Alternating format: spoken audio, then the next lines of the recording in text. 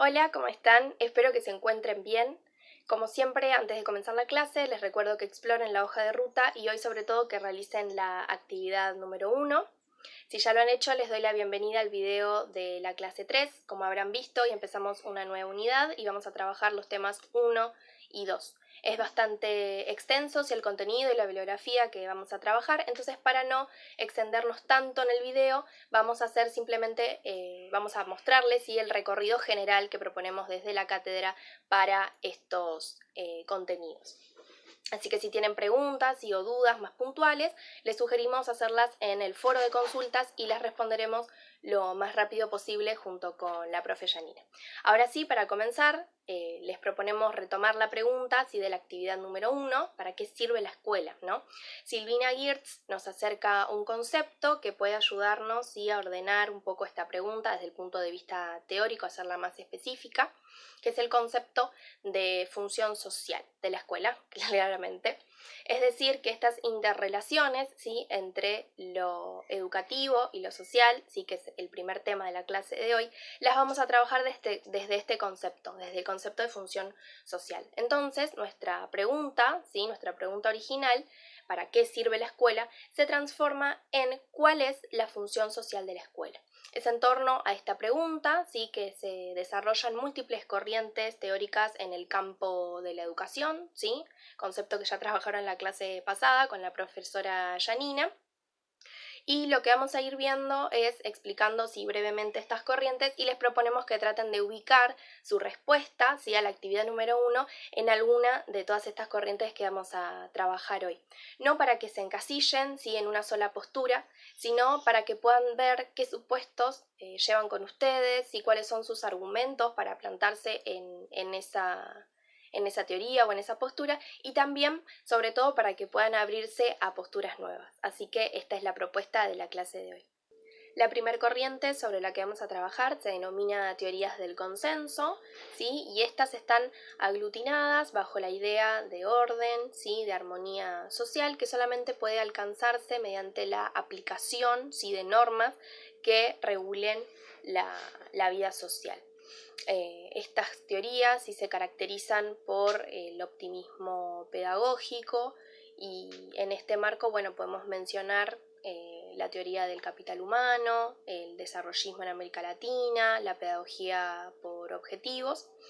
Y todas estas corrientes, estas teorías, lo que tienen en común es pensar la escuela, la función social de la escuela, como la socialización de los individuos para que puedan integrarse en la vida social. Entonces, la escuela es una de estas instituciones que se encargan de construir estas reglas, estas normas de regulación social. Hacia la década del 70, estas teorías son fuertemente criticadas, dando origen a la segunda corriente, las teorías del conflicto, según las cuales el conflicto es parte inherente de lo social, en tanto que es este conflicto el que es capaz de generar el progreso, el avance y la transformación social. En este marco, la función de la escuela es captar las relaciones sociales de dominación y traducirlas al interior de la institución escolar. Algunas corrientes que podemos mencionar son las neoweberianas y las teorías crítico-reproductivistas, ambas bajo las teorías del conflicto.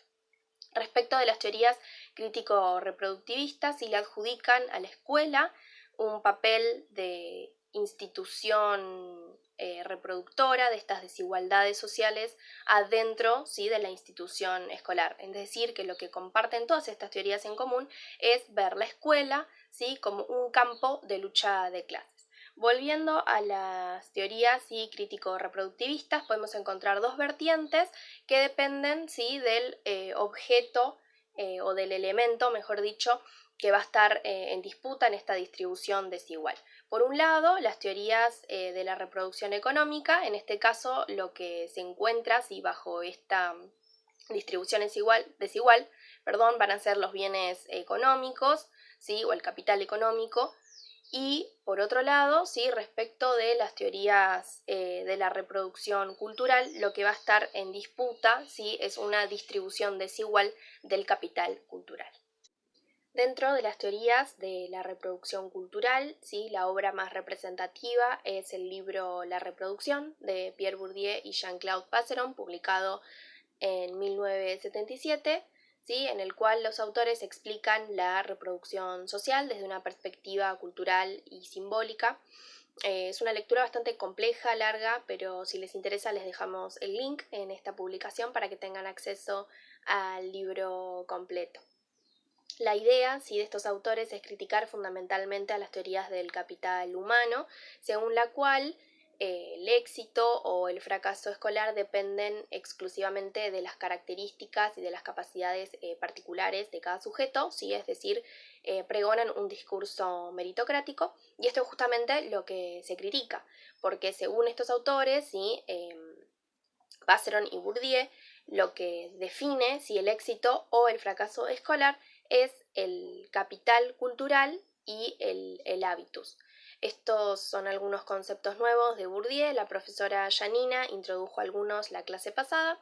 Van a tener, ¿sí? Hacia el final de esta publicación unos videos complementarios en los que estos conceptos se retoman, ¿sí? Se explican sus relaciones. Entonces, por un lado, sí vamos a definir al hábitus como esquemas, ¿sí? De percepción, de pensamiento y de acción de las prácticas sociales, que son a su vez productores de estas prácticas. O lo que podemos resumir mejor en una definición de hábitus que seguramente han escuchado y conocen, estructuras estructuradas dispuestas a funcionar como estructuras estructurantes. Y por otro lado, el concepto de capital cultural, sí, que refiere a la acumulación, sí, al conjunto de símbolos, de imágenes, de ideas, de valores, de formas de conocimiento, de formas de conocer, de ideales, etcétera, que le son propios a una clase social. Entonces, según Bourdieu y Passeron, vamos a encontrar, sí, que la escuela es la reproductora de estas desigualdades sociales, y lo hace mediante la transmisión, la circulación, sí, la imposición de un capital cultural propio, sí, de las clases dominantes, y en consecuencia, sí, lógicamente también va a valorar el hábitus que le pertenece a esa clase. Entonces, la reproducción social, ¿sí? Se da de esta manera dentro de la escuela, a partir de estas imposiciones y circulaciones de un determinado capital cultural y de un determinado hábitus. Hacia la década del 80, las teorías crítico-reproductivistas son criticadas, valga la redundancia, dando paso a las nuevas corrientes pedagógicas. Algunas de los contraargumentos que estas teorías desarrollan, ¿sí? Son la falta de propuestas o alternativas pedagógicas. Esto se debe a que las teorías crítico-reproductivistas consideran determinante el peso de los mecanismos objetivos de reproducción, entonces no proponen ninguna alternativa o ninguna solución. Una segunda que encontramos es que debido al énfasis que ponen en los efectos que la sociedad produce en los sujetos, dejan poco margen o nulo margen para analizar qué es lo que los sujetos producen en lo social. Y finalmente podemos mencionar su concepción de hegemonía, sí, como estática y absoluta. Las nuevas corrientes pedagógicas retoman dos puntos, ¿sí? Olvidados, soslayados por las teorías anteriores, ¿sí? El primero de ellos es lógicamente la acción de los sujetos, y las nuevas corrientes pedagógicas ponen en un lugar preponderante a la acción de los sujetos y su posibilidad de producir.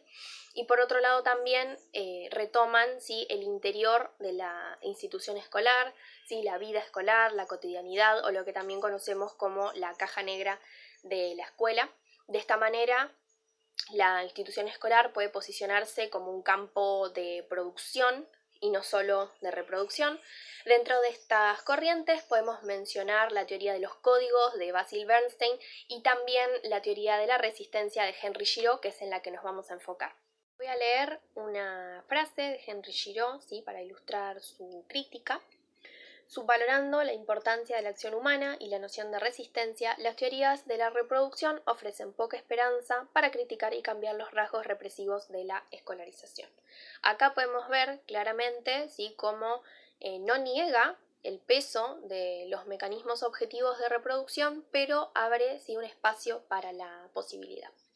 En el libro Teoría y Resistencia, el capítulo 3, que es con el que vamos a trabajar, el autor hace un recorrido sobre las teorías que veníamos mencionando anteriormente y propone como alternativa la noción de resistencia, que va a desarrollar durante el resto del capítulo. Para empezar, también el autor expone una serie de puntos fuertes de las teorías de la resistencia, tales como que permiten generar un análisis político de las prácticas sociales y ayudan a profundizar en el concepto de autonomía relativa, central para la noción de resistencia. Sin embargo, también expone algunas debilidades de estas teorías, como por ejemplo la dificultad de incluir o de dar espacio a las problemáticas étnico-raciales y de género, y la subteorización de la idea de que la escuela reprime subjetividades, pero que también está involucrada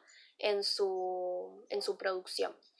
Giraud hace sus aportes a estas teorías desde el concepto de resistencia, así que define como una creación teórica e ideológica que permite analizar la relación entre escuela y sociedad. Vamos a dar algunas características de este concepto, si es un razonamiento teórico, es un tipo de discurso. La noción de resistencia introduce otros conceptos a la escena, como la intencionalidad, el comportamiento no discursivo, y podemos entrelazarla también con las nociones de oposición y emancipación. También permite dar una vuelta de tuerca a la concepción de poder de Foucault, entre muchas otras cuestiones. En definitiva, la resistencia como principio educativo permite pensar los procesos de reproducción como incompletos, como inacabados, porque se enfrentan constantemente a mecanismos de oposición por parte de sujetos particulares o institucionales. Estos mecanismos de oposición, si se reflexiona teóricamente sobre ellos, pueden constituirse en resistencia. Entonces podemos caracterizar a la resistencia fundamentalmente como una praxis, la definimos de esa manera.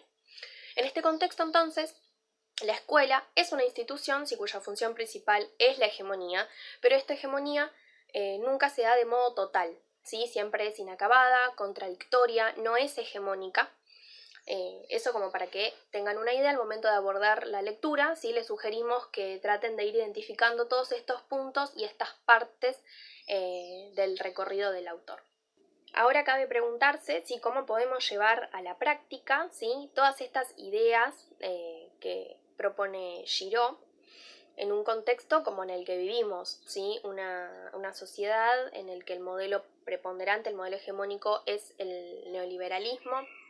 El autor nos ayuda con unos puntos para poder articular todo esto. El primero es considerar a los docentes como intelectuales críticos. El segundo se basa en un aprendizaje consentido, en un aprendizaje significativo para los estudiantes.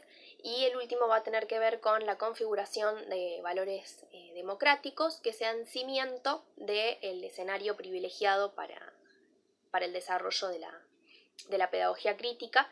Todo esto sería en pos de una revinculación entre los trabajadores de la educación y un movimiento social más amplio, que es el que podría llevar hacia un fin de estos tiempos oscuros. Todos estos puntos los pueden profundizar con la lectura de la bibliografía obligatoria.